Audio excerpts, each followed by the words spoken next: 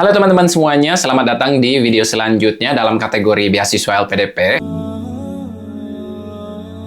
Di sini kita akan membahas tentang seleksi substansi LPDP ya. Sekedar mengingatkan juga di video sebelumnya, saya sempat menyebutkan bahwa jika teman-teman sudah mendapatkan LOA dari perguruan tinggi yang dituju, dan LOA ini tentunya ada dua jenis ya, ada unconditional dan conditional. Mungkin di video selanjutnya juga kita akan membahas tentang LOA ini ya secara spesifiknya. Nah, jadi intinya buat teman-teman yang sudah mempunyai LOA unconditional, maka teman-teman bisa lanjut langsung ke seleksi substansi tanpa melewati seleksi tes bakat skolastik ini ya. Tetapi perlu kita ingat juga bahwa ketika kita sudah mendapatkan LOA unconditional ini, terus lagi kita sudah melewati tes bakat skolastik. Nah, perjuangan kita belum selesai. Di sini kita akan membicarakan tentang seleksi substansi, seleksi yang terakhir. Di sini saya juga akan share pengalaman saya juga, terus apa yang saya pelajari dan perlu dipersiapkan sebelum substansi. Perlu diketahui juga bahwa perspektif itu bukan hanya diambil dari video yang saya buat saja, tetapi kita bisa mengumpulkannya dari wordy yang lainnya. Jadi intinya jangan hanya fokus pada satu perspektif saja, oke? Poin yang pertama yang akan kita bicarakan yaitu riset kampus jurusannya. Berdasarkan pengalaman saya pada waktu itu, ketika saya diwawancara, tentunya saya ditanya tentang mengapa saya ingin pergi ke Finlandia pada waktu itu, karena tujuan universitas saya semuanya ada di Finlandia. Jadi pada waktu itu tim pewawancara dari LPDP ini, mereka sempat menanyakan kepada saya, lah kalau pengen jadi konsultan pendidikan, kan ada di UPI juga kayak gitu ya, Universitas Pendidikan Indonesia. Kenapa nggak kesana saja di Indonesia, lebih hemat budget juga nantinya? Jadi kurang lebih saya menjawabnya seperti ini. Saya sebenarnya bisa kuliah di Indonesia juga, tapi yang menjadi penekanan saya ingin pergi ke Finlandia itu, saya ingin melihat sistem pendidikan di sana, karena memang sistem pendidikan Finlandia itu salah satu yang terbaik kayak gitu. Dan mungkin saja di sini hasil dari studi komparasi kayak gitu ya. Pada waktu itu saya berencananya itu melakukan studi komparatif ya, walaupun sebenarnya berubah juga, lebih fleksibel sih kalau masalah penelitian ya. Tetapi di sini intinya kita lebih spesifikkan jenis penelitian apa yang ingin kita lakukan di sana. Setidaknya ada bayangannya lah. Jadi intinya teman-teman harus mempersiapkan riset kampus tujuan, dan kemungkinan juga nanti akan ditanya tentang LOA-nya, apakah sudah mendapatkan LOA atau belum kayak gitu ya. Terus sudah tahu prosedur untuk mendapatkan LOA itu bagaimana. Jadi intinya semua informasi yang teman-teman kumpulkan tersebut, jika relevan dengan visi teman-teman ke depannya, insya Allah semuanya ketika kita diwawancara nanti, it's gonna be much easier. Kita sudah mempunyai peta pikirannya di dalam pikiran kita itu, kita akan pergi kemana. Jadi usahakan jurusan atau apapun itu yang kita pilih sesuai dengan visi kita ke depannya. Dan di sini juga tentunya akan terlihat keseriusan kita dan pemahaman kita terhadap kampus yang kita tuju tersebut berkaitan dengan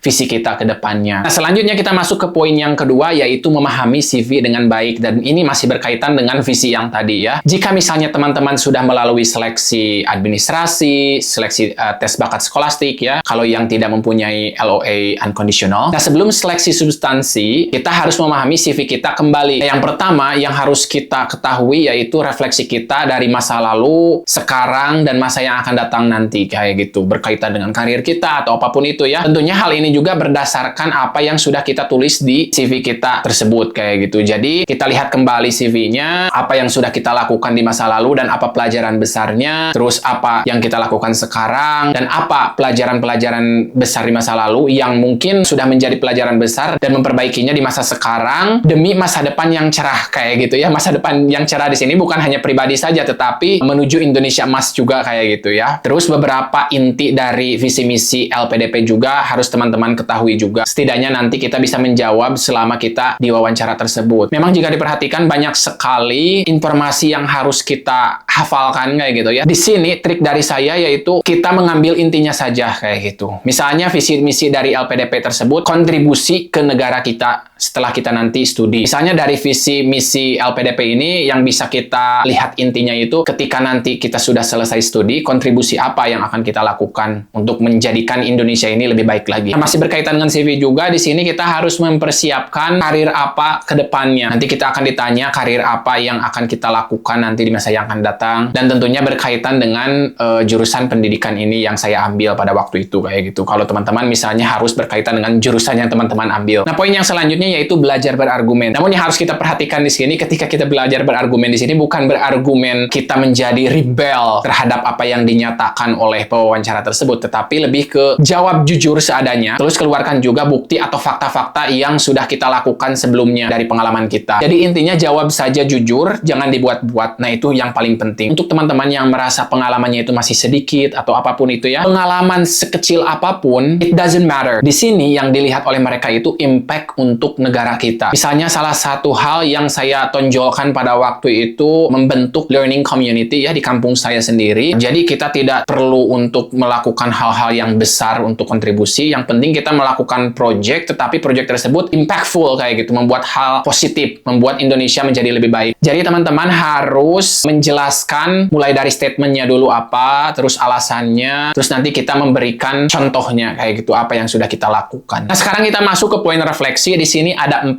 pelajaran besar yang saya dapatkan selama mengikuti seleksi substansi ini ya, dari mempersiapkannya sampai selesainya, sampai lolosnya ya. Nah, pelajaran yang pertama yang saya dapatkan pada waktu itu yakni kita harus siap dengan pertanyaan-pertanyaan yang spesifik kayak gitu ya, mulai dari tadi misalnya apakah kita sudah mendapatkan LOA atau belum. Jadi kadang-kadang ada tim pewawancara yang fokus pada satu topik saja, misalnya tentang LOA terus kayak gitu ya. Terus hal detail dari kampus yang kita tuju, misalnya kurikulumnya seperti apa di universitas tersebut, di jurusan yang kita ambil tersebut ya. Jadi kita harus juga mempersiapkan hal tersebut. Nah, poin yang paling penting di sini yakni kita harus practice kayak gitu ya. Jadi kita harus praktik sesering mungkin kayak gitu. Di sini kita bisa melakukan mock interview dengan awardee. Kalau misalnya kita memiliki beberapa teman-teman yang sudah menjadi awardee beasiswa LPDP sebelumnya, kita bisa meminta bantuan kepada mereka untuk melakukan mock interview. Jadi setidaknya kita nanti tidak shock dengan situasinya. Tetapi pada waktu itu saya honestly tidak mengikuti mock interview apapun itu, dan yang saya lakukan pada waktu itu saya hanya mengamati mock interview yang ada di YouTube kayak gitu ya. Terus yang ada di Discord juga. Nanti juga saya akan sediakan link Discord grup LPDP kayak gitu ya. Jadi banyak sekali orang-orang di sana yang melakukan mock interview dari awardee sebelumnya. Nah, pelajaran yang selanjutnya di sini yaitu jangan gentar. Nah, ini merupakan salah satu pelajaran besar yang paling penting juga menurut saya pribadi. Di sini jangan sekali-kali kita menunjukkan bahwa kita itu benar-benar gugup. Kita biasa saja secara profesional mempresentasikan kepada mereka dan dengan tones yang diatur juga kayak gitu. Maksudnya diatur di sini jangan terlalu hati-hati juga ya, karena itu menjadi overthinking juga buat kitanya. Jadi yang dimaksud dengan mengatur tone suara di sini itu ya kita sesuaikan saja dengan konteks. Kalau misalnya ada konteks yang lebih humor kayak gitu ya, ya kita engage dengan mereka, humor kayak gimana ya, profesional saja. Nah, itulah dalam hal self presentation. Jadi intinya jangan gentar kayak gitu. Justru kita tunjukkan keseriusan kita di sini melalui penampilan kita,